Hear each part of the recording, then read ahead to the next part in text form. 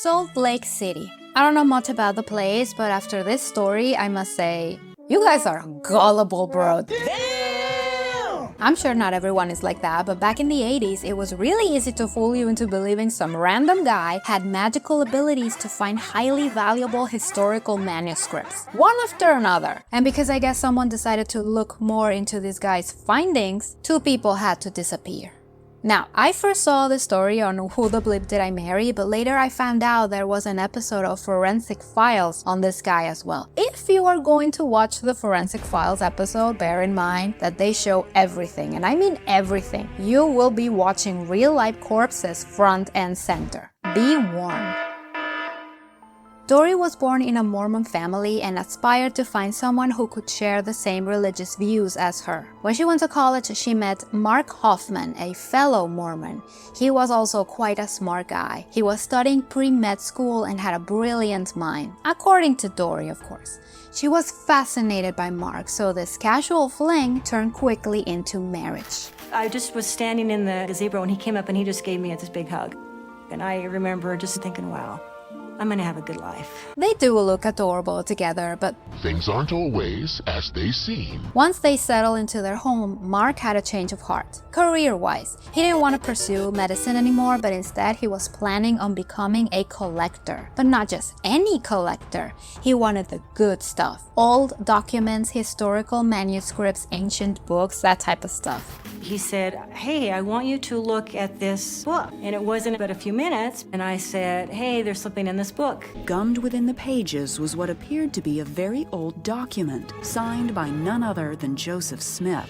That was obviously a plant. Dorie missed that because why would you distrust your husband on his new career path, especially when she was seeing how much he was enjoying his work. If you want to know more about that letter, you can see the episode. They explain every relic Mark finds, but for the sake of time, it is an extremely important piece of paper for the Mormon Church. According to the story, experts verified the document and found nothing suspicious, which makes me think either Mark was the one who told everyone about the validity of the manuscript, or the people whose job was to authenticate the document sucks. Either way, the Mormon Church took the paper as real and catapulted Mark into fame. It appears to be the earliest Mormon document, so I think it's exciting. I bet that too, $25,000 of excitement, and many more to come. That opened the door to meeting important people in the church, bringing more money back home, and perfect timing because Dorie and Mark welcomed 4 kids into the marriage. Dorie was a stay-at-home mom while Mark kept popping more ancient documents and selling them for a lot of money. He would go to thrift stores and libraries on the hunt for more hidden gems.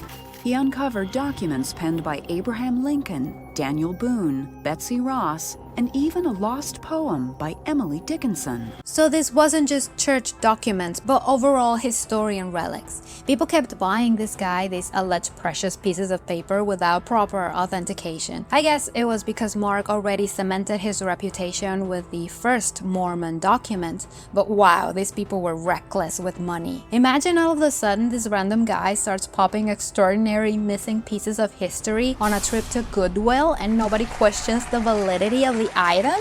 Well, that will change very soon after one of his last findings. Mark got in his hand the Salamander letter, an alleged proof that Joseph Smith was full of shit. Basically a nuke to the Mormon Church and its foundation. Mark had it and someone wanted to buy it. Steve Christensen, another high Mormon businessman, gave Mark $40,000 in exchange for that letter. It was obviously a member of the church who wanted to have that evidence so they could hide it.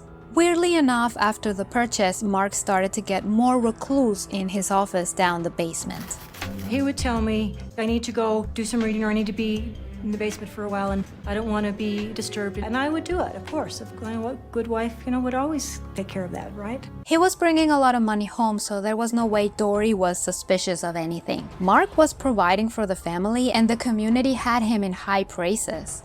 He was feeling the pressure of the world because his last findings were a collection of letters from an ex-Mormon who allegedly took a bunch of proof that would destroy the church altogether. Again, Steve Christensen wanted those documents, but out of the blue, Steve wanted proper authentication to buy the papers. And this is when he hits the ceiling. On the morning of the 15th, the bomb had gone off over at the Judge Building. It was a homemade bomb, and it killed Steve Christensen. But he wasn't the only victim. His business partner's wife also was killed the same way. The forensic team found in both crime scenes pieces of paper with the names of the victims. Well, except the last one. The package was for Gary Sheets, Steve's partner. His wife Kathy saw the box directed towards her husband in front of the driveway and picked it up. They were homemade pipe bombs using a mercury trigger. A mercury switch is a glass ball filled with mercury. When the mercury is tilted, it completes the electrical circuit, triggering the explosion. I had no idea this is how it worked. So, when the package is tilted a bit, the bomb goes off.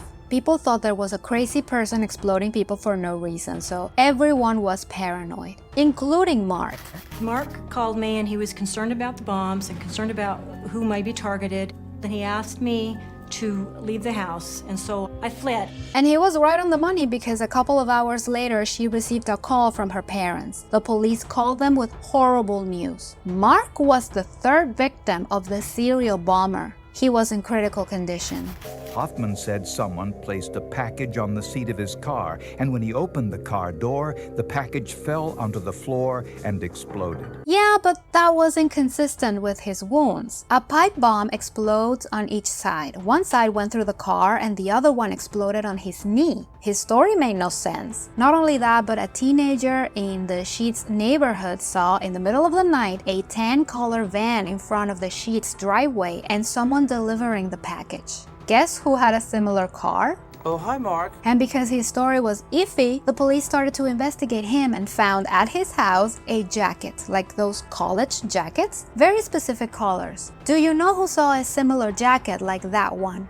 The people who were in the elevator with the person who delivered the mysterious package to Steve's office. They also found out the pipe bomb used specific items found in Radio Shack. And although the purchase tickets had a different name, in one of those there was a phone number. Care to guess who it belonged to? What a story, Mark. And I guess it was a great motive to take a closer look at his amazing historical findings. You're faking a fraud. What a shock. Mark obviously denied everything, and honestly, sure, why would he bomb himself? He said, I'm pleading guilty. I'm doing the plea bargain because I'm protecting you and the kid. The dude got greedy, and when Steve asked him to authenticate those documents, Mark knew it was the end, so he needed to get rid of Steve fast. But as a distraction, he delivered the second bomb to a completely innocent person. The third one, the one on his car that almost took him out, a failure. He actually wanted to die. He was forging documents that kind of confirmed the validity of Joseph Smith's visions, while at the same time he was creating the salamander letter that would have disproved the origins of the church. He was basically a troll. The reason? He was just messing with other people's faith for the lulz. And once the money got too intense, he escalated. He knew those documents were extremely important to the church, so authentication was the last they were thinking. Mark pleaded guilty to second-degree murder and was granted 5 to life. But don't worry, because the judge didn't like him. Mark is still in prison. As I look back at the past, I think he did carefully choose me, someone who he could manipulate. I think that's what happened. I don't think she was a weak person at all. I think Mark is so calculated that he mimicked human emotions to the T, so Dorie saw nothing wrong with him. Mark is a shapeshifter disguised as a regular human with normal emotions while playing with everyone around him. Those people are the ones who you will never know their true intentions because they are playing a game, and you are just another side character to manipulate. Just look at what he was doing in the basement. Sure, the forgeries, but he made 3 pipe bombs in there while his family was around. And looking at how it can be triggered, any sudden movement could have exploded the family home into pieces, taking everybody down. He sucks, but in my honest opinion, nothing would have escalated to this dimension if the people buying those documents would have put a stop from the very beginning with proper research. What do you think about this story? I found it quite interesting. Everyone involved, except Mark, had a very naive version of the world until it was too late. Don't forget to subscribe and leave a like. It really helps. Here is a story of a busboy working at a diner but had enough cash to buy his girl a brand new car? That's suspicious. Thank you for watching. You know what they say, love is blind.